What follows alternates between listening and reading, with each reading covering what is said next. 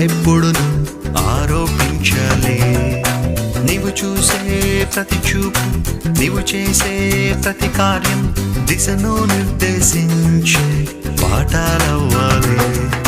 ధైర్యంతో నీవు నిలబడితే భయమే భయపడదా? క్రీస్తులు నీవు నిలుచుంటే విజయం నీదవదా? నీలో ఉన్న ఓరిమే జనులకు మేలవదా? మనిషి కలిసుంటే సుఖమే మనదవదా?